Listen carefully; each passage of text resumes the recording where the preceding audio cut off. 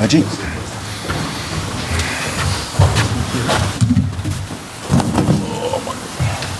How are you?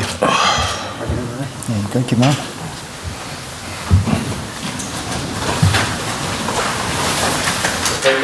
Welcome to the press conference. Just remind us to all mobile phones turned off, please, so it doesn't interfere with any of the AV equipment. And if anyone wants to start the ball rolling, thank you. Dan, your first match in charge of the All Whites. Are you ready? Yeah, good question. We've had essentially 2 days training with the whole squad together. As the New Zealand media will know, I think it's in the vicinity of 520 odd days since the All Whites last played. So it's a long time between drinks. The one thing is that the spirit amongst the group, the camaraderie has been fantastic. The players have come in with an awesome attitude. Their ability to bond, as well as their willingness to buy into the style of play and the direction we're taking the team has been exceptional. I can't speak highly enough of them. And what is tomorrow night's game going to be about for you as you start your coaching tenure? Yeah, look, for me, I'm parking the result. The result I'm putting to one side. This is all about preparing for 2022 and beyond, actually, for us. Like I said, with only 2 days training, we can't expect miracles. I guess the saying, Rome wasn't built in a day, is very much in line with what we're going through. We've got to be realistic about what's going to happen tomorrow. There's going to be times when the players make mistakes, but we really want to come away from tomorrow's game and obviously the one against Lithuania having a really good idea about the character, mentality, level of investment, and the ability to play within the style of play that we're trying to implement around every single player.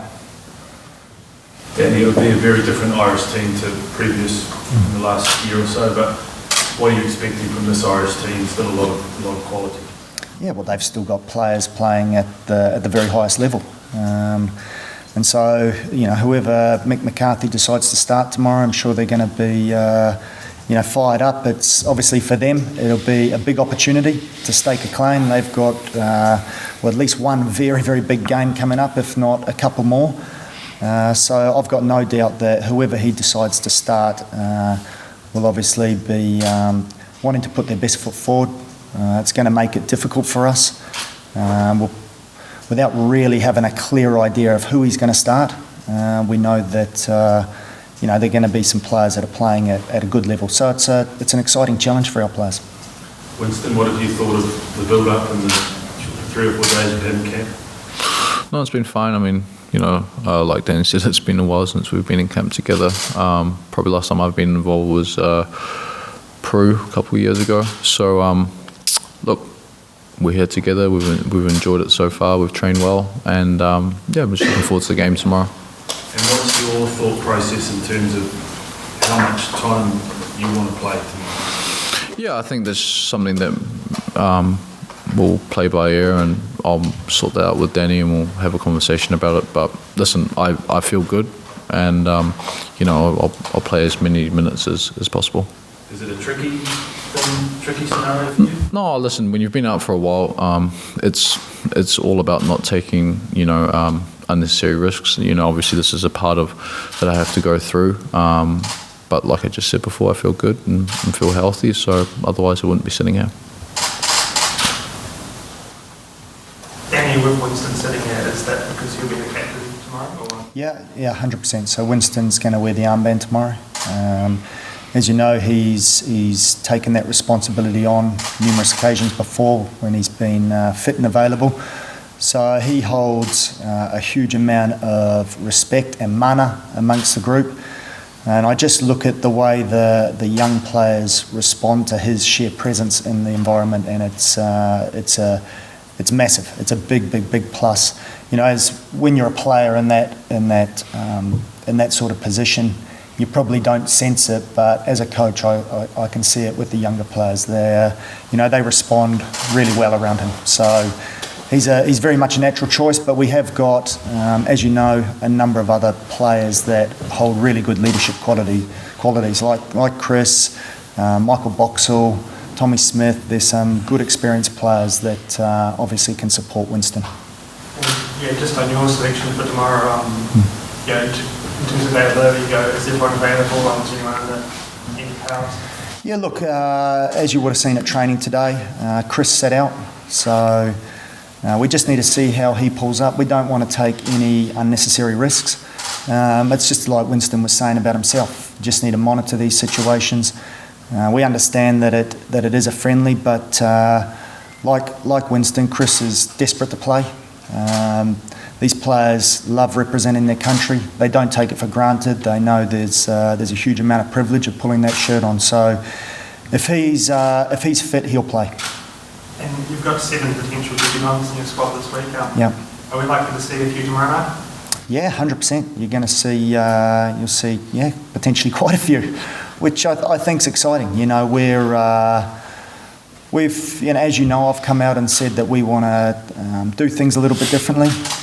We want to change the way we've traditionally tried to approach the game.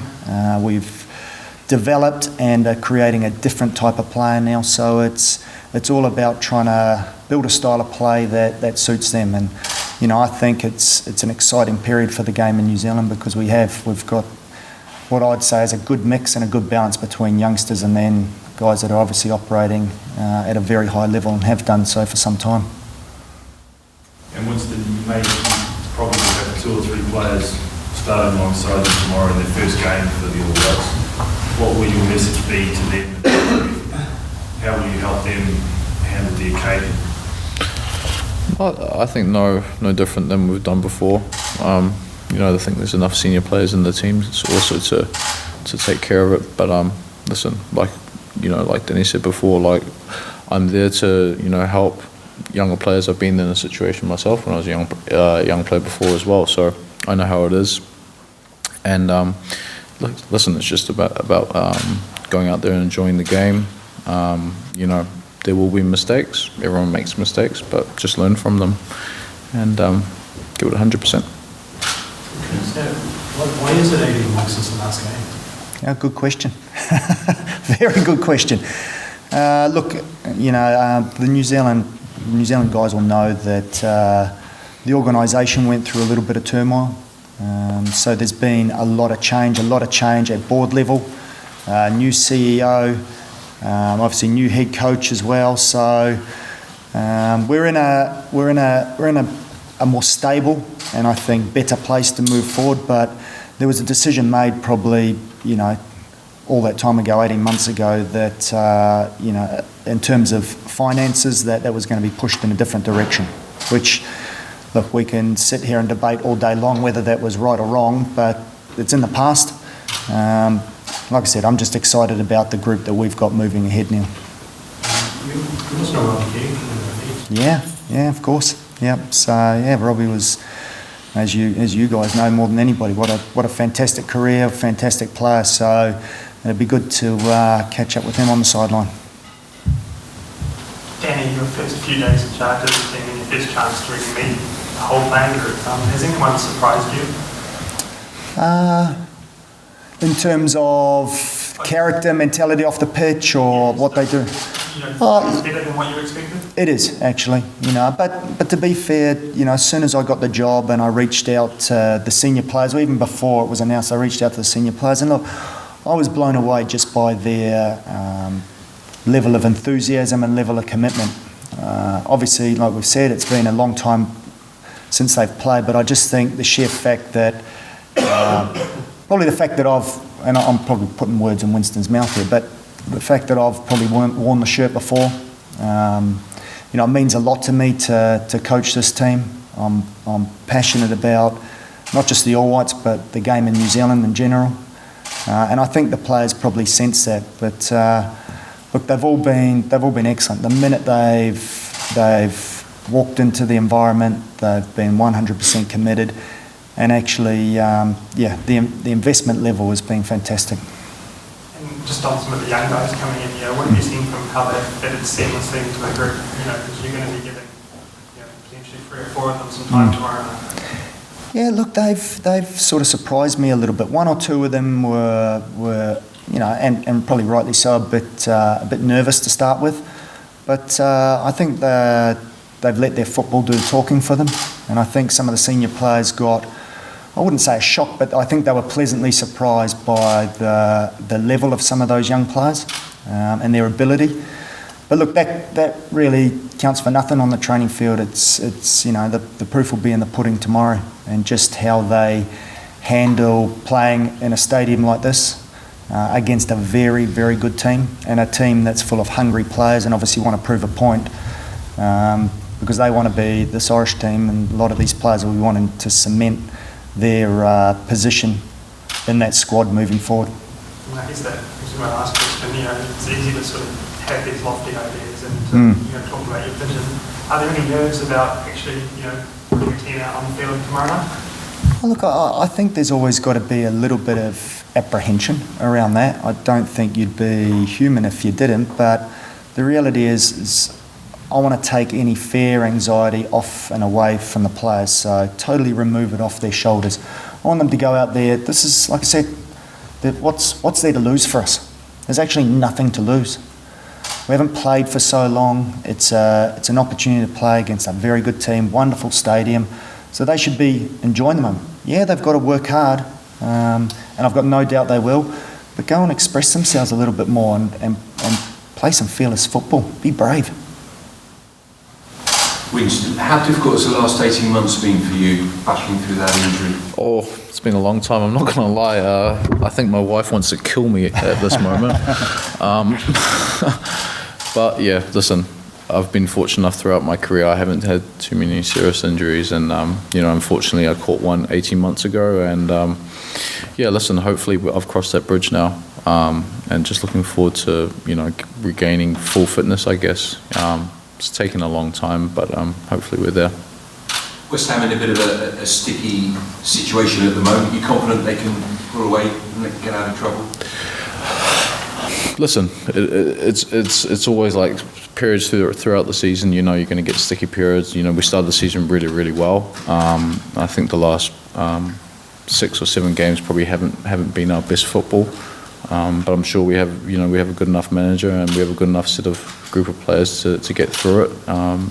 It's going to be tough, but I think we've got more than enough talent and more than enough character in the dressing room to pull through. You've had a few Irish teammates down here, Winston. Darren Randolph won't play tomorrow night, but he'll have a big game on Monday.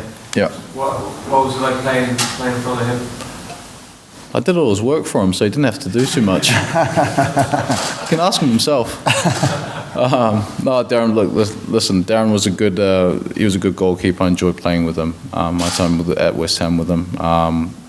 Played with Joey O'Brien as well. He played for Ireland as well. I'm trying to think who else. I think Robbie Keane came on loan to us for 6 months as well. So. Both of our teammates there. Yeah, there you go.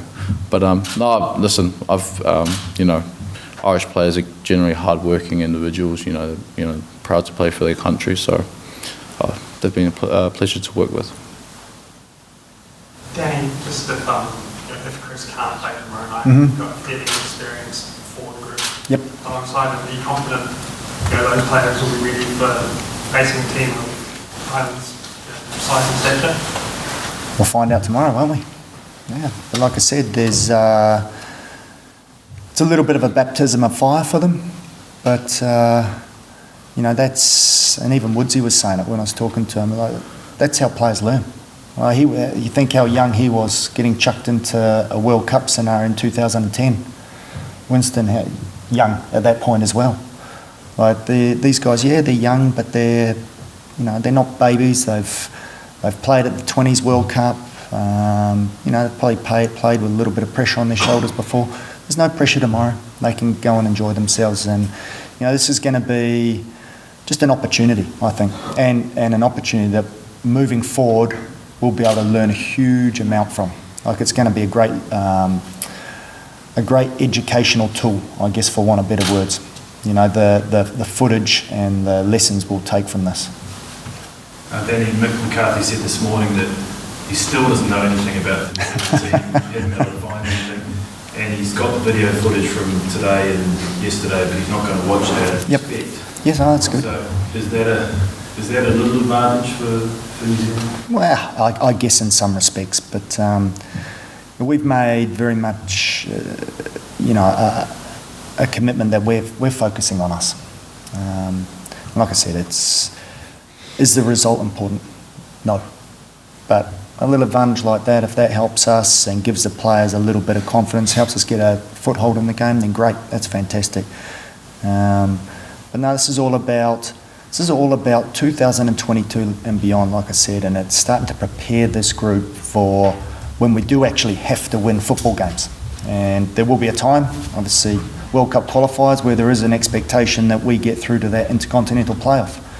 And essentially, in the region we're in Oceania, that's what it comes down to if you get out of that, is 2 massive games. And Winston's been through it a couple of times.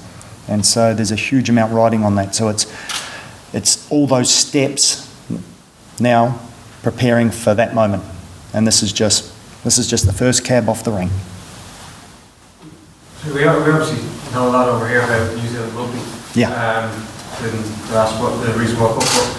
How difficult is it for football in New Zealand to kind of win the hearts and minds and to break through in a very rugby and cricket oriented sport market?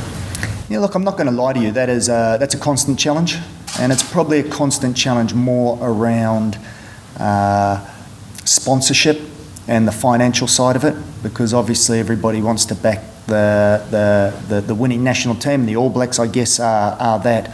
So there's plenty of resource gets put into them. The one thing we do have, and it's probably unknown to a lot of you, is in terms of junior numbers, registered players, football kills it. Like, there's tumbleweed blowing through some of the rugby clubs at the moment, whereas there's hardly enough room to get a lot of these kids playing. Correct? So is the tide turning? Well, potentially, and I've even spoken to the players about this. A lot of that will come down to us as well.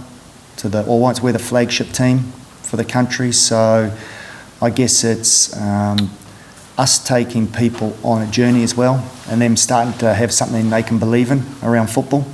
But I'm hopeful that will happen in time. Any further questions?